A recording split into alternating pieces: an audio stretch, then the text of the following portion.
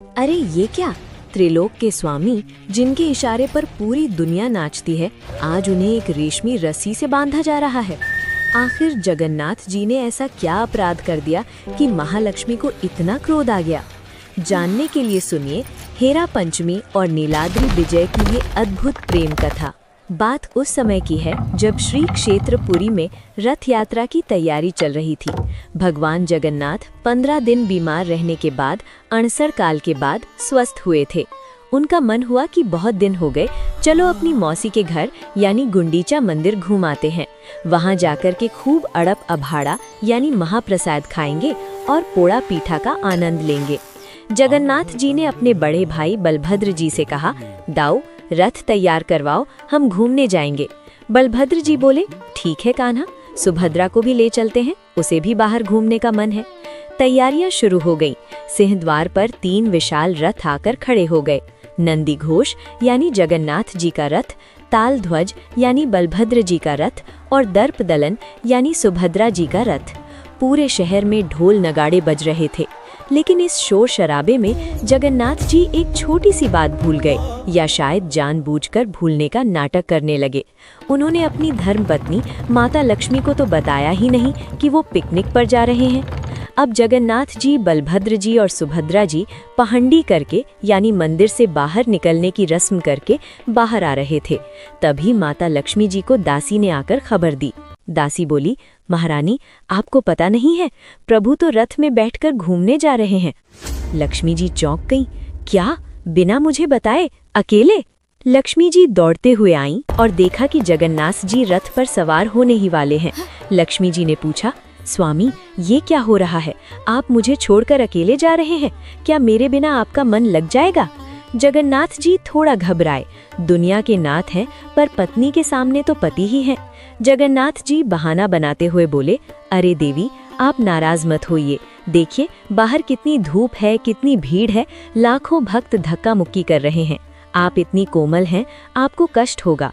और फिर भाई दाऊ और बहन सुभद्रा साथ हैं, मैं उनको लेकर बस अभी गया और अभी आया, केवल 2-3 दिन की तो बात है। लक्ष्मी जी ने मुंह बनाकर कहा, सच कह रहे हैं, जल्दी आएंगे? जगन्नाथ जी बोले, वचन देता हूँ, बस गया और आया।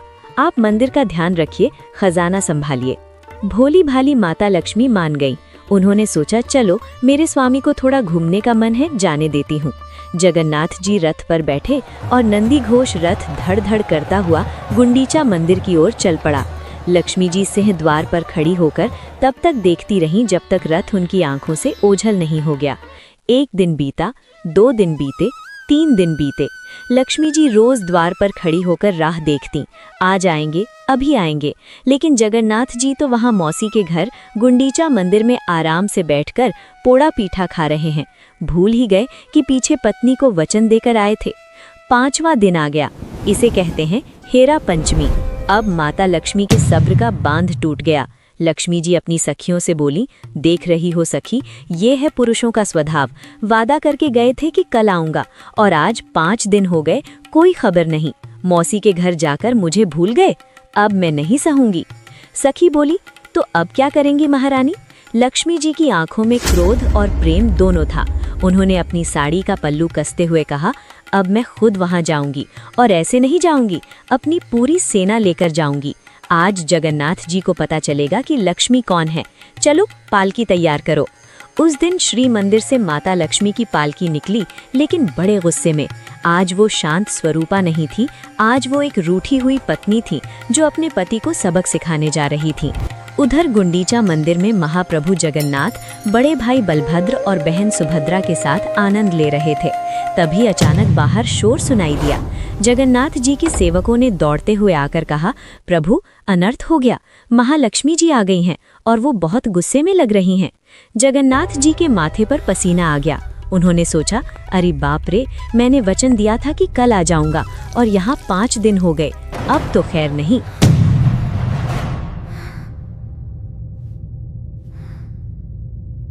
जगन्नाथ जी ने सेवकों से कहा, दरवाजे बंद कर लो, उन्हें बोलो मैं सो रहा हूँ। नहीं, बोलो मैं पूजा में हूँ। माता लक्ष्मी जी गुंडीचा मंदिर के बाहर पहुंची। उनकी नजर सबसे पहले उस रथ पर पड़ी, नंदी घोष, वही रथ जिस पर जगन्नाथ जी उन्हें छोड़कर आए थे। लक्ष्मी जी का गुस्सा 7वें आसमान पर पहुंच गया। उन्होंने सोचा, यही वो रथ है ना जो मेरे स्वामी को मुझसे दूर ले आया, आज मैं इसे ही नहीं छोड़ूंगी। लक्ष्मी जी ने अपने सेवकों को आदेश दिया, तोड़ दो इस रथ को, निकाल दो इसका पहिया, ताकि ये मेरे स्वामी को फिर कभी मुझसे दूर न ले जा सके। माता लक्ष्मी के आदेश पर सेवकों ने रथ की लकड़ी तोड़ दी। आज भी हेरा पंचमी की रस्म में प्रतीकात्मक रूप से रथ का एक हिस्सा तोड़ा जाता है। रथ तोड़ने के बाद लक्ष्मी जी गुंडीचा मंदिर के द्वार पर पहुंची। द्वारपालों ने रोकने की कोशिश की, पर लक्ष्मी जी के तेवर देखकर सब पीछे हट गए। लक्ष्मी जी सीधे अंदर गर्भगृह की तरफ बढ़ी। भीतर का दृश्य देखने लायक था। त्रिलोक के नाथ जो पूरी दुनिया को चलाते हैं, आज अपनी पत्नी के दर से चुपचाप बैठे थे। लक्ष्मी जी ने सेवकों के हाथ भिजवाया, जरा अपनी प्रभु से पूछो, उन्हें अपना वचन याद है या पोड़ा पीठा खाकर सब भूल गए। जगन्नाथ जी ने पुजारियों के माध्यम से कहलवाया, देवी शांत हो जाओ, मैं तो बस आने ही वाला था। देखो, मैंने तुम्हारे लिए यहाँ से सौगात भी तैयार की हैं। लेकिन लक्ष्मी जी का गुस्सा शांत नहीं हुआ। उन्होंने जगन्नाथ जी के वस्त्र का एक टुकड़ा फाड़ दिया। ये उनकी नाराजगी जताने का तरीका था, और वहाँ बैठे सेवकों पर मोहा चूर्ण डाल दिया, जिससे सब मोहित हो जाएं और लक्ष्मी जी का विरोध ना कर सकें। लक्ष्मी जी बोली, मैं जा रही हूँ। अगर आप सच में मुझसे प्रेम करते हैं तो 3 दिन के अंदर वापस आ जाइएगा, और अगर नहीं आए तो फिर मैं मंदिर के द्वार हमेशा के लिए बंद कर दूंगी। इतना कहकर और अपना गुस्सा दिखाकर माता लक्ष्मी वहां से निकली। लेकिन जाते वक्त वो हेरा गोहेरी साही से गईं, ये दिखाने के लिए कि देखो, मैं आई थी और मैंने अपना गुस्सा जाहिर कर दिया है। जगन्नाथ जी ने पीछे से पुजारियों के हाथ माता लक्ष्मी को मनाने के लिए एक आज्ञा माला भिजवाई, मानो कह रहे हो, भाग्यवान मान जाओ, मैं जल्दी ही आऊँगा, पक्का आऊँगा।